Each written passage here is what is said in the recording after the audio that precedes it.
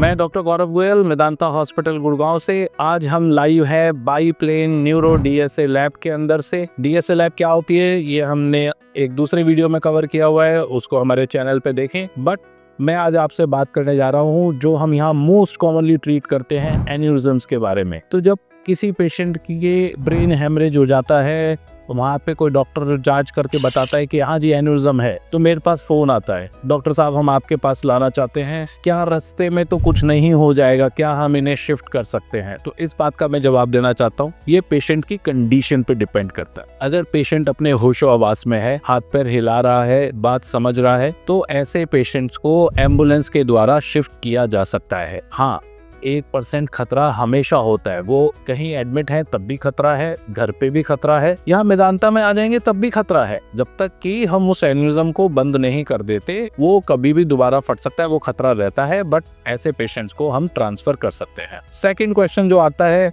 सड़क से लाएं, एयर एम्बुलेंस से लाएं, ट्रेन से लाएं, कैसे लाएं?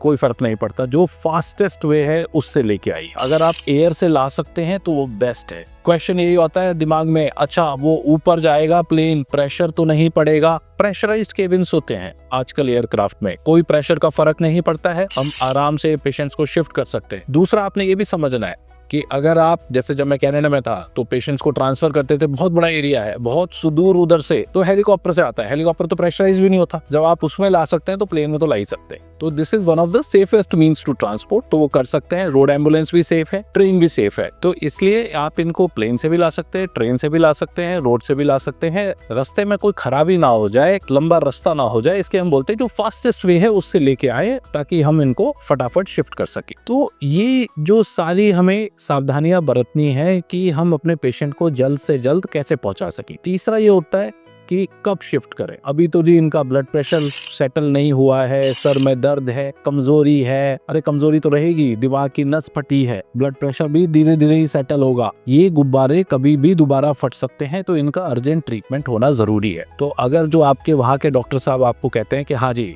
ये शिफ्ट कर सकते हैं, अगर आप करना चाहें तो आप उन्हें ला सकते हैं। अगर डाउट है तो हम लोग से वीडियो कॉल भी कर सकते हैं, हमसे मतलब जहां भी ले जाना चाहते हैं उन डॉक्टर से बात कर लीजिए, पेशेंट को दिखा लीजिए, क्लिनिकल रिपोर्ट देख लीजिए। बट अगर शिफ्ट हो सकता है तो शिफ्ट कर लीजिए। जहां पर है अगर वहीं इलाज की पॉसिबिलिटी तो सबसे अच्छी बात है, वो वहीं इलाज करा लीजिए। तो जो भी हमें करना है, इन एन्यूरिज्म्स का जल्द से जल्द ट्रीटमेंट होना जरूरी होता है। उसमें डिले नहीं करना चाहिए कि हमें ब्लड प्रेशर सेटल करना है, हमें यूरिया क्रिएटिनिन सेटल करना है, बहुत सारी फैक्टर्स आते हैं। बट सबसे इंपॉर्टेंट है, अगर पेशेंट का होश अच्छा है, पेशेंट अपने हाथ पैर हिला रहा है, तो जल्द से जल्द इलाज होना चाहिए, ताकि हम इलाज में आगे बढ़ सकें। तो ये सब बड़े कॉमन क्वेश्चंस हैं जो हमसे पूछे जाते हैं, तो मैंने सोचा आज एक वीडियो इन क्वेश्चंस के लिए बना दें।